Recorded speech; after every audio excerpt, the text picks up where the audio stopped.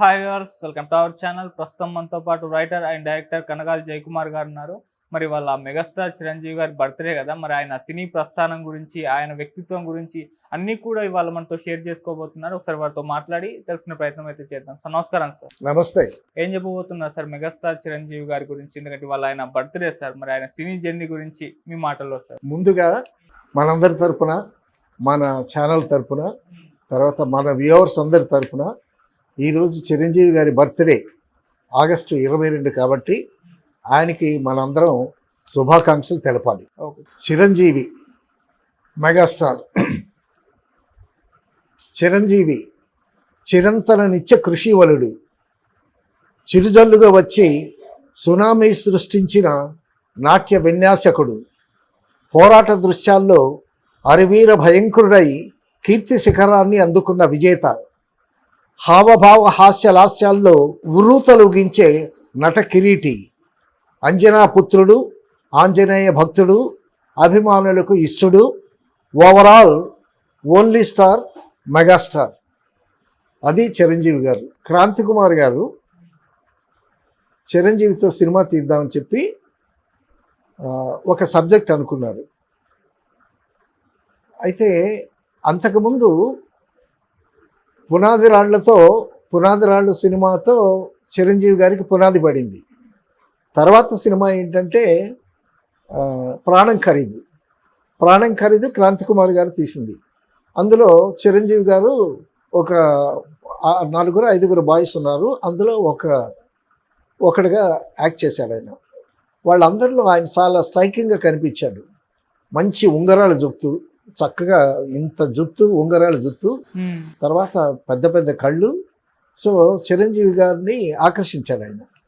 So న్యాయం కావాలి సినిమాకి ఆయన చిరంజీవి గారు అప్పటికే అప్పుడప్పుడు డ్యాన్స్ మూమెంట్స్, కామెడీ చేయటం అవన్నీ చేసి తనలో స్పార్క్ ఉందనేటువంటి గమనించి న్యాయం కావాలి సినిమాకి ముందు కిరాయి రౌడీలు యాక్షన్ సినిమా చేద్దామని, ఆ కిరాయి రౌడీలో చిరంజీవి గారు ఒక హీరో, మోహన్ బాబు గారు ఒక హీరో, వాళ్ళిద్దరి మీద కథ తయారు చేశారు. నేను గుంటూరు వెళ్ళి రాగానే సత్యానంద్ 501లో ఉన్నాడు పాముగురాలు, నువ్వు వెళ్ళి కథ విను అన్నాడు క్రాంతి కుమార్ గారు. సరే నేను వెళ్ళి కథ విన్నాను. కథ విని ఆయన కథ చెప్తున్నాడు.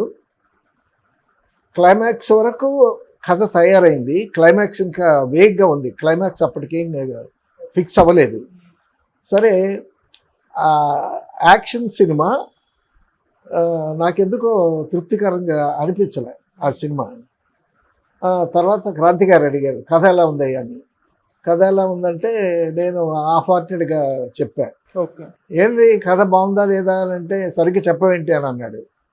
సార్ నాకు అంత బాగా అనిపించలేదండి అన్న తర్వాత, అంటే అభిప్రాయాన్ని కూడా గౌరవించేటటువంటి వ్యక్తిత్వం క్రాంతి గారిది. ఎందుకంటే ఆయన మంచి చదువురి, మంచి బాగా నావెల్ రీడరు, తర్వాత ఆయన లాయరు, LLB చదువుకున్నాడు. తర్వాత సత్యానంద్ గారు వాళ్ళు అనుకుని, మరి నాలాగా ఎవరన్నా అన్నారేమో నాకు తెలియదు కానీ వేరే కథ కోసం ట్రై చేశారు. వేరే కథ కోసం ట్రై చేసిన తర్వాత సో షూటింగ్ దగ్గర లేదు. నేను ఈలోకి మళ్ళీ గుంటూరు వెళ్ళొచ్చేసరికి మళ్ళీ పాముగురావులో సత్యానంద్ ఉన్నాడు, 501లో వెళ్ళి కథ విను అని అన్నాడు. అని అంటే నేను వెళ్ళి ఆ కథ విన్నాను. సత్యానంద్ గారు కథ చెప్తున్నాడు, సూక్ష్మంగా నేను నక్షల కథ చెప్తున్నాడు. ఏమని, హీరో ఒక అమ్మాయిని రేప్ చేశాడు. ఈ రేప్ చేసినటువంటి అమ్మాయి రెబెల్ అయ్యి కోర్టుకు ఎక్కింది అనేసరికి ఆ పాయింట్ ఎందుకో నాకు నచ్చింది. కథ ఇలా ఉండాలండి అన్న దాని మీద వర్కౌట్ చేశామన్నమాట. అది ఒక నవల కథ, మేలు కొలుపు అనుకుంటా, సరిగ్గా గుర్తులేదు. సో ఆ కథని తయారు చేయటం జరిగింది. తయారు చేసి ఆ కథని న్యాయం కావాలి అనేటటువంటి టైటిల్తో సినిమా చేయటం జరిగింది. దానికి కోదండరామరెడ్డి గారు డైరెక్టర్. కోదండరామరెడ్డి గారు అంతకుముందు సంజయ్ అనేటటువంటి సినిమా తీసినా అది పెద్దగా క్లిక్ అవ్వాల. దీనికి కేఎస్ రామారావు గారు కోదండరామరెడ్డి గారిని తీసుకొచ్చి చిరంజీవి గారికి పరిచయం చేశారు. పరిచయం చేస్తే చిరంజీవి గారు సంజ ప్రీవ్యూ వేసి చూపించారు. సంజయ్ సినిమాని చూసిన తర్వాత మొత్తానికి ఆ టేకింగ్ అది నచ్చింది. సో కోదండరామరెడ్డిని డైరెక్టర్గా ఫిక్స్ చేశారు న్యాయం కావాలి సినిమాకి. అందులో చిరంజీవి గారు యాంటీ రోడ్డు రాధికని చేయటం. సో ఆ విధంగా సాగుతుంది. తర్వాత కోర్టుకు ఎక్కుతుంది ఆ ఇష్యూ. ఎక్కిన తర్వాత అటువైపు నుంచి అందులో పెద్ద కాస్టింగ్ శారద జగ్గయ్య గారు ఆపోజిట్ లాయర్స్గా వాగ్యుద్ధాలు ఉంటాయి కోర్టులో. ఆ డైలాగ్స్ మాత్రం కోర్టు సీన్లో అద్భుతంగా రాశాడు సత్యానంద్ గారు. సో ఆ సీరియస్ స్టోరీని కూడా ఒక సెన్స్ ఆఫ్ హ్యూమర్తో చిరంజీవి గారి క్యారెక్టర్ని ఒక కామెడీగా ఉండేటట్టు యాంటీ హీరో అయినా పర్ఫార్మెన్స్లో ఆయన డైలాగులు ఉచ్చారణలో కానీ కొంత సెన్స్ ఆఫ్ హ్యూమర్ జోడించి బాగా క్లిక్ చేశారు. ఆ న్యాయం కావాలి ఆ సినిమా పెద్ద హిట్ అయింది, సూపర్ హిట్ అయింది ఆ సినిమా.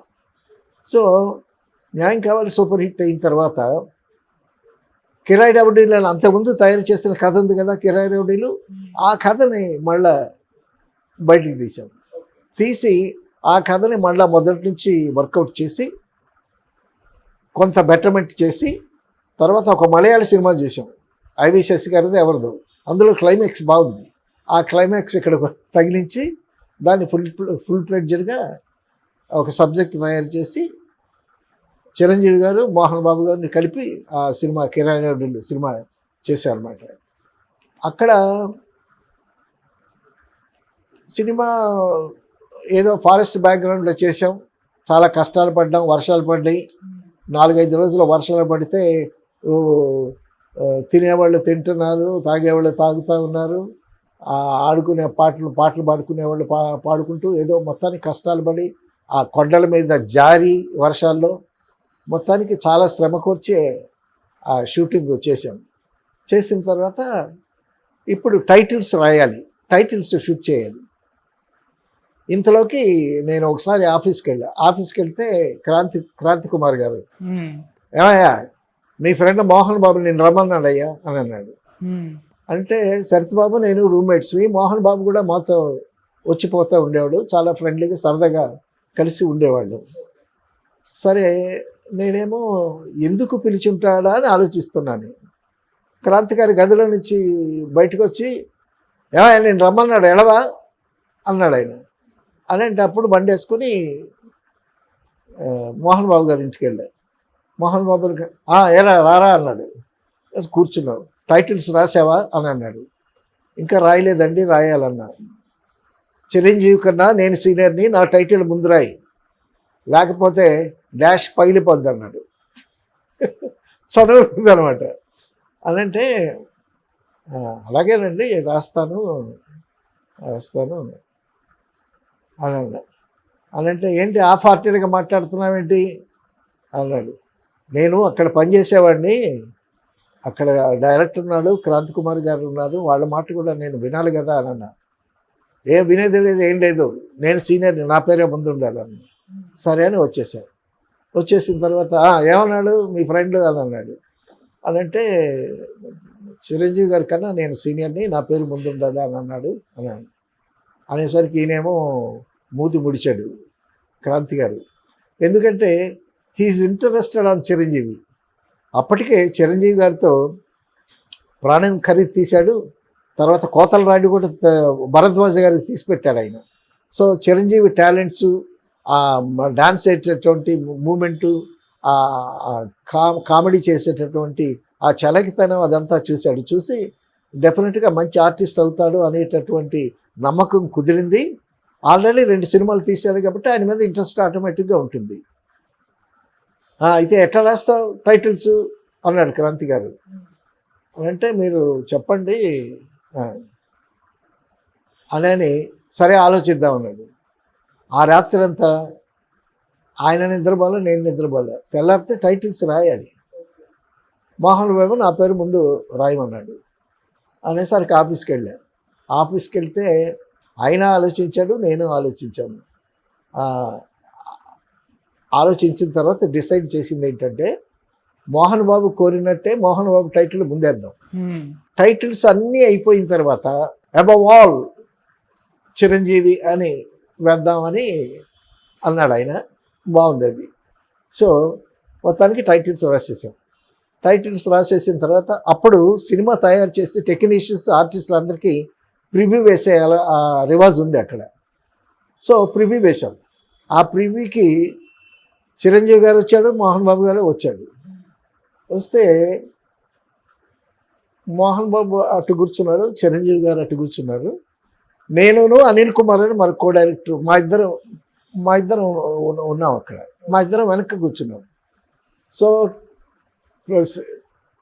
బొమ్మ పడేసరికి తారాగణం అనేసరికి మోహన్ బాబు అని పడింది. పడేసరికి మేము వెనక నుంచి అబ్జర్వ్ చేస్తున్నాం. ఆయన హ్యాపీ. టైటిల్స్ అన్నీ అయిపోయిన తర్వాత అబవ్ ఆల్ అవర్ చిరంజీవి అని టైటిల్ వచ్చేసరికి చిరంజీవి ఆల్సో హ్యాపీ. సో ఆ విధంగా క్రాంతి గారి ఆలోచన తర్వాత మా చేత కూడా ఆలింపు చేసేటటువంటి ఆయన దగ్గర 39 మెట్లు 29 మెట్లు. ఆ మెట్లు ఎక్కినవాడు ప్రతివాడు ప్రతిభావంతుడు అవుతాడు అనేటటువంటి గమ్మత్తైన నోషన్. ఆ రాజమౌళి కూడా ఆ మెట్లు ఎక్కాడంట. రాఘవేంద్రరావు గారు, విశ్వనాథ్ గారు, కోదండరామరెడ్డి వాళ్ళందరూ ఆ మెట్లెక్కి పైకి వచ్చిన వాళ్ళు. సో ఆ విధంగా క్రాంతి కుమార్ గారికి ప్రొడ్యూసర్గా, ఒక స్టోరీ రైటర్గా, ఒక మంచి అడ్మినిస్ట్రేటర్గా మంచి పేరుంది ఆయనకి. సో చిరంజీవి గారంటే ఆయనకి చాలా ఇష్టం. అలాగే న్యాయం కావాల్లో రాధిక పేరు, చిరంజీవి రాధిక పేరు, అదే పేరు కంటిన్యూ చేశాడు ఆయన. ఆ విధంగా క్రాంతి కుమార్ గారి దగ్గర న్యాయం కావాలి, కిరాయి రౌడీలు అనేటటువంటి సినిమాలు చిరంజీవి గారితో మేము చేసామన్నమాట. అంటే సార్ మోహన్ బాబు గారికి చిరంజీవి గారికి ఎప్పుడు ఇలానే ఉండేదా సార్? వాళ్ళు ఏ సినిమాలో చేసిన అంటే ఆర్టిస్ట్గా నేను సీనియర్ని, నేను ఆర్టిస్ట్ని. మోహన్ బాబు మా రూమ్కి వచ్చి కిటికీకి ఒక అద్దం తగిలించి ఉండేది. ఆ అద్దంలో చూసి ఏదో డైలాగ్ చెప్తూ ఉండేవాడు. డైలాగ్ చెప్తుంటే ఏం చేస్తున్నామని శరత్ బాబు అని అంటే, రే శరత్, తోలు తెల్లగా ఉన్నంత మాత్రాన్ని హీరో కాలేడురా, నేను అవుతాను చూడరా హీరో అని 3 కోటి దేవతల చేయి త్రికాల పాదాభివందన చేయించుకున్న రావణాసురుడు అని ఎస్వి రంగారావు గారి డైలాగ్ చెప్తూ ఉండేవాడు. నేను అవుతాను చూడరా హీరో అనేవాడు. అనంటే అప్పుడు మాకేమనిపిస్తుంది, కానీ ఆయన సంకల్ప బలం, by hook are cook I must become an artist, I must become a hero అని అనుకున్నాడు. He kicked the basket. దానికి తగ్గట్టు దాసనారాయణ గారి సపోర్ట్ కూడా వచ్చింది. చిరంజీవి గారి దగ్గరికి వస్తే కెఎస్ రామారావు గారు చిరంజీవితో ఒక సినిమా చేయాలని అనుకున్నాడు. అప్పుడు ఎండమూరి వీరేంద్రనాథ్ తులసి దళం అని ఒక నవల రాశాడు. అది పెద్ద సెన్సేషన్ క్రియేట్ చేసింది. తులసి దళం అనేది ఎంత సెన్సేషన్ క్రియేట్ చేసిందంటే అసలు నావెల్ రైటర్స్కి ఎవరికి అంత ఫేమ్ రాలా, అంత కలకాలం సృష్టించింది ఆ నవల. ఆ తులసి దళం నవల తీసుకొచ్చి కెఎస్ రామారావు గారు కోదండరామరెడ్డికి ఇచ్చాడు, చిరంజీవితో సినిమా చేయటానికి చూడమని. కోదండరామరెడ్డి గారు చాలా బిజీగా ఉన్నాడు. బిజీగా ఉండి నాకు ఇచ్చాడు చదవమని. నేను ఆ తులసి దళం నవల చదివాను. నవల చదివితే అందులో చాలా డిఫరెంట్గా ఉంది అది. ఆ నవల సినిమా తీస్తే సెన్సార్ ప్రాబ్లమ్స్ కూడా రిస్క్ కూడా ఉంటుంది అని అనిపించింది నాకు. అనిపించిన తర్వాత కెఎస్ రామారావు గారితో చెప్పాను నేను, ఎలా ఉంది నవల అది ఇది అని అంటే, నవల బాగుందండి, కొత్తగా ఉంది, కానీ సెన్సార్ ప్రాబ్లమ్స్ ఉంటాయి దీంట్లో అని నేను చెప్పాను. చెప్తే కెఎస్ రామారావు గారు ఉత్త చేదస్తుడు అని అన్నాడు నన్ను. సరే మొత్తానికి ఏమైందో ఏమో. సో కోదండరామరెడ్డి గారు నవల చదవలే. నేను చదివి నేను ఒక నెగిటివ్ అభిప్రాయం ఇచ్చాను. సో మరి ఎండమూరితో సంప్రదించిన అప్పుడు ఈ ఆలోచన మార్చుకున్నారు. ఏంటంట, దీనికి ముందు ఒక నవల రాస్తున్నాడు ఆయన. అభిలాష్ అనేటటువంటి నవల రాస్తున్నాడు యండమూరి వీరేంద్రనాథ్ గారు. అది రాస్తూ ఉండేటప్పుడే ఇది చిరంజీవిని దృష్టిలో పెట్టుకుని స్ట్రైక్ అయ్యి అందులో హీరోకి చిరంజీవి అనే పేరు పెట్టాడు యండమూరి వీరేంద్రనాథ్. ఆ నవల వీక్లీలో వస్తూ ఉంది. వీక్లీలో వస్తుంటే చిరంజీవి గారి మదర్ ఆ నవల చదువుతుందంట. ఆ నవల చదువుతూ ఉందంట. చదువుతూ ఉంటే తర్వాత యండమూరి వీరేంద్రనాథ్ అన్నాడు కేఎస్ రామారావు గారితో, అవును, సరే ఇదే రిస్క్ ఎందుకులేండి, నేను ఒక నవల రాస్తున్నాను, అది చాలా బాగుంటుంది, ఆ నవల ఆ కథ మీకు ఇస్తాను అని చెప్పి అభిలాష అనేటటువంటి నవల వస్తున్నాను అయిపోయి వచ్చింది, వీక్లీస్లో వస్తుంది అని కేఎస్ రామారావు గారితో చెప్పాడు. చెప్పిన తర్వాత ఆ విషయమేమో చిరంజీవి గారికి చెప్పాను. చిరంజీవి గారికి చెప్తే అభిలాష అనేటటువంటి నవల తులసి దళం తీయట్లేదు, అభిలాష అనేటటువంటి నవల వస్తూ ఉంది, అది చేద్దాము, అది బాగుంటుంది అని కేఎస్ రామారావు గారు చెప్పారంట. చెప్తే అలాగే ఓకే రైటర్ బాగుంది అని అంటే డెఫినెట్గా బాగుంటుందని అనుకున్నాడు చిరంజీవి గారు. తర్వాత ఇంటికి వెళితే అనుకోకుండా వాళ్ళ మదర్ చెప్పారంట, అంజలిదేవి గారు, ఒరే ఒక నవల చదివాను నేను, అది చాలా బాగుంది, ఆ హీరో పేరు కూడా చిరంజీవి అని ఉంది, అది నువ్వు వేస్తే బాగుంటుందని ఆ మదర్ కూడా చెప్పారంట. సో ఆ విధంగా కోయిన్సిడ్ అయ్యింది. అప్పుడు ఆ నవల్ని తీసి సినిమాగా ట్రై చేశారు. ఆ కథ కూడా వెరీ డిఫరెంట్ స్టోరీ. అభిలాష ఏంటంటే 302 చట్టం, అది దోషికి మరణశిక్ష వేయాలి ఆ చట్టం ప్రకారం. సో ఆ మరణశిక్షను తొలగించాలి అనేటటువంటి కాన్సెప్ట్తో తయారు చేసినటువంటి కథ మాత్రం సీరియస్ క్యారెక్టరే. ఇప్పుడు పుట్టిన ప్రతి జీవి, పక్షి కానీ, పురుగు కానీ, జంతువు కానీ, మనిషి కానీ జీవించడానికి రైట్ ఉంది. ఆ జీవించేటటువంటి హక్కు తీసేయటానికి చట్టానికి కూడా లేదు అనేటటువంటి కాన్సెప్ట్తో చేసినటువంటి కథ. ఓకే, ఆ కథ సీరియస్ స్టోరీ. ఆ సీరియస్ స్టోరీని మరి ఎంత బాగా మలిచారో యండమూరి వీరేంద్రనాథ్, సత్యానంద్ గారు కలిసి. ఈ క్యారెక్టర్స్ చిరంజీవి గారు లాయర్ అందులో. సో ఆ మరణశిక్ష రద్దు చేయాలని కోర్టులో వాదించేటటువంటి క్యారెక్టర్. సో అటువంటి సీరియస్ క్యారెక్టర్ని ఒక ఎంటర్టైనింగ్ క్యారెక్టర్గా, సెన్స్ ఆఫ్ హ్యూమర్ ఉండేటటువంటి క్యారెక్టర్గా తయారు చేసి ఒక మంచి క్యారెక్టరైజేషన్ ఇచ్చారు యండమూరి గారును సత్యానంద్ గారు కలిసి. అందులో సత్యానంద్ గారు డైలాగులు రాశారు, చాలా అద్భుతమైన డైలాగులు పడ్డాయింది. సో అది అభిలాష సినిమాతో. టైటిల్ కూడా అభిలాష అనేది చాలా క్లాసికల్ టైటిల్, సబ్జెక్టు కొంచెం క్లాస్ సబ్జెక్టు. అభిలాష అనే టైటిల్ కూడా చాలా పొయిటిక్ టచ్ ఉన్నటువంటి టైటిల్. సో మొత్తానికి హేమహేమిలందరూ తయారు చేసేదాన్ని. కోదండరామరెడ్డి గారి టేకింగ్ కూడా బాగుంది. తర్వాత చిరంజీవి గారు అందులో దగ్గర 20 రోజులు వైజాగ్లో ఆ కొండల దగ్గర కర్వ్స్ ఉంటాయి కదా, రిషికొండ అవన్నీ లొకేషన్స్, బీచ్ ఒడ్డు నుంచి రోడ్లు కర్వ్తో వెళుతూ ఉంటుంది, అక్కడ తీశారు పాటలు, చాలా అద్భుతంగా చేశారు. తర్వాత అందులో యూరోకే సకామిక అని ఒక యమా స్పీడ్ సాంగ్ ఉంటుంది. ఆ సాంగ్లో చిరంజీవి గారి స్టెప్స్ అయితే ఆయనతో అసలు రాధికైతే ఎగరలేకపోయింది. అంత స్పీడ్ స్టెప్స్, అంత వయ్యారంగా, అంత అద్భుతంగా చేశాడు. ఆ సినిమా సూపర్ హిట్ అయింది అభిలాష. తర్వాత కొన్ని సినిమాలు జరిగాయి, ఆ మధ్యన 1-2 ఫ్లాపులు వచ్చాయి చిరంజీవి గారికి. తర్వాత ఖైదీ సినిమా పడింది అయ్యా. ఆ Khaidi cinema First Blood English picture inspiration అనుకుంటుంది. సో ఆ ఖైదీ సినిమాతో చిరంజీవి గారికి ఒక భయంకరమైన స్టార్డమ్ వచ్చేసింది, అద్భుతమైన స్టార్డమ్ వచ్చింది. పరుచూరు బ్రదర్స్ రైటర్స్, దానికి కోదండరామరెడ్డి గారి డైరెక్టరు.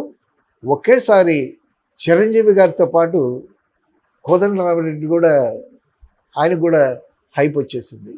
సో అక్కడి నుంచి ఇప్పుడు ఎన్టీ రామారావు గారికి పాతాళ భైరవి సినిమాతో ఎంత స్టార్డమ్ అయితే తయారైందో అలాగే ఖైదీ సినిమాతో చిరంజీవి గారికి అంత హైప్ వచ్చింది.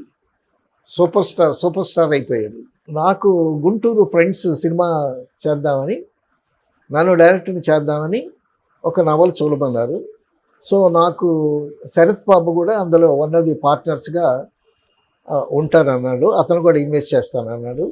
అప్పుడు నేనేం చేశానంటే మల్లాది వెంకట కృష్ణమూర్తి, యండమూరి చాలా ఫేమస్. యండమూరి బయటికి కనిపిస్తాడు, పుస్తకాల మీద అతను బొమ్మలు కూడా వేసుకున్నాడు. కానీ మల్లాది కృష్ణమూర్తి అతను కూడా చాలా మంచి రైటరు. అతను మాత్రం ఎందుకో లో ప్రొఫైల్, అజ్ఞాతంగా ఉంటాడు, ఎక్కడ సభలకు రాడు, అతను బొమ్మ కూడా వేసుకోడు. అటువంటి మల్లాది వెంకట కృష్ణమూర్తి రాసినటువంటి చంటబ్బాయి నవల్ని ఆ రైట్స్ నేను తీసుకున్నా. ఆ నవల్ని సినిమాగా తీద్దామని. అది ఆ చంటబ్బాయి సబ్జెక్ట్ని రాజేంద్ర ప్రసాద్తో తీద్దాం అనుకున్నాను నేను. అప్పటికి రాజేంద్ర ప్రసాద్ చిరంజీవిగా శరత్ బాబు ఇంట్లోనే ఉండేవాడు. సో మల్లాది వెంకట కృష్ణమూర్తి హైదరాబాద్ నుంచి చెన్నై ఇచ్చాడు. మేము వర్కౌట్ చేసాము, అంతా రెడీ చేసాము. ఇక ఆర్టిస్టులకి కథ చెప్పి వాళ్ళ డేట్స్ తీసుకోవాలన్నమాట.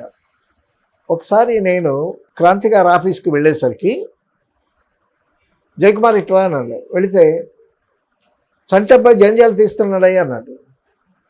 అనేసరికి నాకు షాక్. జంజాలు తీయటం ఏంటి అని అంటే అప్పుడు లోపలికి వెళ్తే చెప్పాడు, ఇది చిరంజీవి చేస్తున్నాడు, చిరంజీవి హీరోగా చేస్తున్నాడు, జంజాల ఆ సబ్జెక్ట్ చేయబోతున్నాడు. రైట్స్ నా దగ్గర ఉన్నాయి కదా, అన్నట్టు తీసుకుంటారంటే మరి ఏదో చూడు అది ఇది అని అన్నాడు. అలాంటప్పుడు నేను జంజాల గారి దగ్గరికి వెళ్ళాను. జంజాల గారి దగ్గరికి వెళ్ళి విషయం ఇదని చెప్తే జయకుమార్, అప్పుడు విశ్వనాథ్ గారి దగ్గర మేము సినిమాలన్నీ చేసాం. విశ్వనాథ్ గారి దగ్గర వీఆర్ గుడ్ ఫ్రెండ్స్. చిరంజీవి గారికి సబ్జెక్టు దొరకలేదు, అదైతే చిరంజీవి గారికి సబ్జెక్ట్ యాప్ట్గా ఉంటుంది కాబట్టి ఆ రైట్స్ ఇస్తే నీకు ఎంత ఖర్చు అయిందో అంత తిరిగి నీకు ఇచ్చేస్తాం అది ఇదని చెప్పాడు. తర్వాత ప్రొడ్యూసర్ కూడా నాతో ఉన్నాడు, అతను కూడా యాక్సెప్ట్ చేశాడు. మళ్ళీ అది వెంకట కృష్ణమూర్తి కూడా నేను మరొక మంచి సబ్జెక్ట్ ఇస్తానండి మీకు అది ఇదని అన్నాడు. ఆ విధంగా ఆ చంటబ్బాయి అనేటటువంటి, అంటే నాకు రాసి పెట్టలేదు అది. సో చంటబ్బాయి సినిమాని చిరంజీవి గారితో జంజాల గారు తీయటం జరిగింది. ఆ చంటబ్బాయి క్యారెక్టర్ కూడా చాలా కామెడీగా సెన్స్ ఆఫ్ హ్యూమర్ ఉండేటటువంటి క్యారెక్టర్. చిరంజీవి గారు సో ఫైట్స్ చేస్తాడు, డాన్స్ చేస్తాడు, సెన్స్ ఆఫ్ హ్యూమర్, కామెడీ కూడా చాలా అద్భుతంగా చేస్తాడు ఆయన. అసలు ఒక సినిమాలో పాపం పసివాళ్ళు అనుకుంటా తాగుబోతే ఎట్లా కామెడీ చేస్తాడో కూడా చాలా బ్రహ్మాండంగా చేస్తాడు ఆయన. తర్వాత చిరంజీవి గారి ఫ్రెండ్స్ సుధాకరు, నారాయణరావు, హరిప్రసాద్, వాళ్ళ ముగ్గురికి వాళ్ళకి హెల్ప్ చేయటం కోసం చిరంజీవి గారు ఒక సినిమా చేస్తానన్నాడు. దానికి ఒక ఇంగ్లీష్ క్యాసెట్ ఇచ్చాడు ఆయన చిరంజీవి గారు. ఇచ్చి ఇది చూడండి, ఇది బాగానే ఉంటుంది, కొంచెం సోషియో ఫ్యాంటసీ లాగా ఉంటుంది, సోషియో ఫ్యాంటసీ సినిమాలు ఈ మధ్యన రాలేదు అని ఆ క్యాసెట్ ఇస్తే దాన్ని చూశాను. చూసిన తర్వాత ఇది బాగానే ఉంటుంది చేద్దాం అనుకున్నారు. దానికేమో రవిరాజ పినిశెట్టి గారు డైరెక్టర్, తర్వాత ఏమో నేను కో డైరెక్టర్ని. అయితే ఆ టైప్ సోషియో ఫ్యాంటసీ తీయటానికి అంతకుముందు దేవాంతకుడు అవి డివి నరసరాజు గారు చేశాడు. రామారావు గారితో పెద్ద హిట్ అయింది. ఇటువంటి సబ్జెక్ట్కి ఆయన రైటర్ అయితే బాగుంటుంది అని డివి నరసరాజు గారితో నాకు కాస్త పరిచయం. మహానుభావుడు దేవులపల్లి కృష్ణశాస్త్రి గారి దయవల్ల నాకు పెద్ద వాళ్ళందరూ పరిచయం. నేను ఆయన ఇంట్లో ఉంటుంటే వీళ్ళంతా వచ్చేవాళ్ళు కదా. సో ఆ పరిచయంతో డివి నరసరాజు గారి దగ్గరికి వెళ్ళి మాట్లాడి తీసుకురమ్మని రవిరాజ పినిశెట్టి గారు ప్రొడ్యూసర్స్ నన్ను పంపించారు. పంపిస్తే నేను డివి నరసరాజు గారి దగ్గరికి వెళ్ళి విషయం చెప్పి ఆయన్ని తీసుకొస్తే ఫస్ట్ డే సిట్టింగ్ అయింది. ఎవరు రవిరాజ పినిశెట్టి, తర్వాత నారాయణరావు, హరిప్రసాద్, సుధాకర్ అందరూ కూర్చున్న తర్వాత ఆ రోజు ఫస్ట్ డే సిట్టింగ్స్ ఏదో అయిపోయింది. తర్వాత సెకండ్ డే సిట్టింగ్స్ కూడా ఆ క్యాసెట్ మీద డిస్కషన్ జరిగింది. థర్డ్ డే నన్ను పిలిచి వాళ్ళు రవిరాజ పినిశెట్టి గారు వాళ్ళు పిలిచి, ఆయన పెద్ద రైటరు, సిగరెట్ కాల్చుకోకుండా ఉండలేమయ్యా, ఇక ఆయనతో మనం వద్దులే, నువ్వు వెళ్ళి ఎట్టా మేనేజ్ చెయ్యి అది ఇది అన్నారు. అంటే నా గుండెలో రాయబడిపోయింది. నువ్వు వెళ్ళి ఆయనతో మాట్లాడి ఆయన్ని తీసుకురామని పంపించింది వీళ్ళే. ఇప్పుడు ఆయన్ని రావద్దని చెప్పమంటున్నారు. నేను ఎట్టా చెప్పను? ఆయన పెద్ద ఆయన కదా, నేనే వెళ్ళి కారులో తీసుకొచ్చేవాడిని. నేనేం చేయాలి అప్పుడు? సరే 10 గంటల దగ్గరికి కారు తీసుకొని ఆయన దగ్గరికి వెళ్ళాలి ఆయన తీసుకురావటానికి. అప్పుడు 10 దాటిన తర్వాత 10:15 అలాగైన తర్వాత, సార్ మీతో వస్తాను సార్, మీతో ఒక విషయం మాట్లాడాలండి నేను అని అన్నా. సరేలే అన్నాడు ఆయన. అన్న తర్వాత 10:30కి వెళ్ళా ఆయన ఇంటికి. ఆయన ఇంటికి వెళ్ళి, సార్ ఒక విషయం మాట్లాడాలి మీతో అని అన్నా. అనగానే ఆయన అన్నాడు, నువ్వెందుకు వచ్చావో నాకు తెలుసులేవా అన్నాడు నరసరాజు గారు. అనేసరికి మళ్ళీ నాకు అక్కడ మరొక షాక్. నేను గమనించాను, 2 రోజులు వాళ్ళు కూర్చున్నారు కదా, వాళ్ళు కంఫర్టబుల్గా ఫీల్ అవ్వట్లేదు. సో నేను అది గమనించాను. వాళ్ళు కుర్రాళ్ళు, నేనేదో పెద్దవాడినని కొంచెం బిడి పడుతున్నారు. సరే నేను గమనించానులే. అవును సార్, నిజమే సార్, వాళ్ళు సిగరెట్లు గట్ట కాల్చుకుంటారు సార్, మీ ముందు సిగరెట్ కాల్చడానికి వాళ్ళకి ఇబ్బంది సార్ ఏదంటే, ఇట్స్ ఆల్ రైట్, ఓకే, అదే పర్వాలేదులే అని చెప్పి అన్న తర్వాత ఆ ప్రాజెక్టులో డివి నరసరాజు గారు లేరు. తర్వాత నేను కూడా లేను అక్కడ.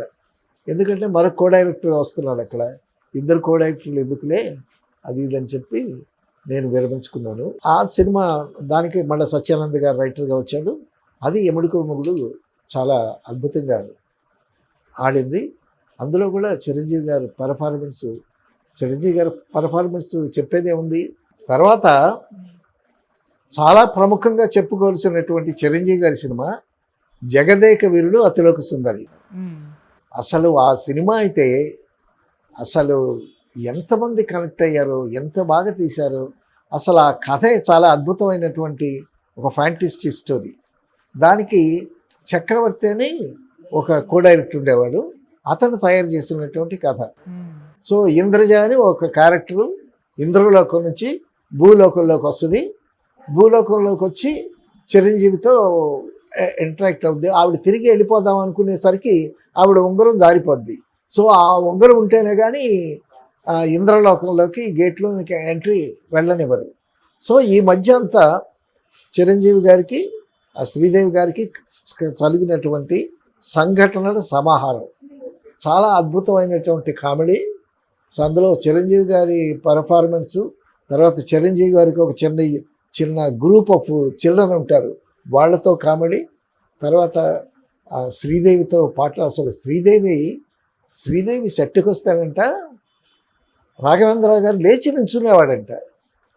ఏంటండి శ్రీదేవి హీరోయిన్ కదా, మీరు లేచి నుంచుంటారు ఏమిటంటే, రాఘవేంద్రరావు గారు ఏమంట, అది దేవతరా అనేవాడంట. అంటే అంత బాగుండేది ఆవిడ. సో ఆవిడ పర్ఫార్మెన్స్ కానీ, ఆవిడ డాన్స్ కానీ, ఆవిడ ఎక్స్ప్రెషన్స్ కానీ. సో ఇక్కడి నుంచి సౌత్ నుంచి బాంబే వెళ్ళిపోయా, బాంబే ఫీల్డ్ని కూడా వెళ్ళింది కదా ఆవిడ. అటువంటి మంచి నటి తొందరగా పోవటం మన దురదృష్టం, అది వేరే విషయం అనుకో. సో దానికి ధీటుగా చిరంజీవి గారు ఆవిడతో అబ్బని తీయని దెబ్బ అందులోనే అనుకుంటా సాంగ్లో. సో ఇళయరాజా గారి ట్యూన్స్, చక్రవర్తి గారి లిరిక్స్, చాలా కొరియోగ్రాఫర్ సలీం అనుకుంటా. సో ఆ డాన్సులు అవి అసలు జనాల్ని వృత్తులుగించాయి. సో దాంతో జగదేక వీరుడు అతిలోక సుందరి సినిమాతో శ్రీదేవి చిరంజీవి గారితో ఒక సినిమా స్టార్ట్ చేసింది. శ్రీదేవి ప్రొడ్యూసర్గా చిరంజీవి గారితో ఒక సినిమా స్టార్ట్ చేసింది. దానికి ఇన్స్పిరేషన్ జగదేక వీరుడు అతిలోక సుందరి. సో ఆ కాంబినేషన్లో మళ్ళీ వాళ్ళిద్దరు కాంబినేషన్లో సినిమా వస్తుందని ఆశించారు, కానీ ప్రేక్షకులు కొన్ని కారణాల వల్ల అది ఆగిపోయింది. ఆల్రెడీ ఒక సాంగ్ షూట్ చేశారు చిరంజీవి గారు, శ్రీదేవి మీద ఒక సాంగ్ కూడా షూట్ చేశారు. ఆ సాంగ్ వేరే సినిమాలు పెట్టుకుందామని ఎవరు అడిగినా కూడా ఇవ్వలేదు. సో ఎందువల్ల అది ఆగిపోయింది. ఆ విధంగా పునాది రాళ్ల సినిమాతో పునాది వేసి పునాది పడింది చిరంజీవి గారికి. తర్వాత ప్రాణం ఖరీదు, తర్వాత న్యాయం కావాలి.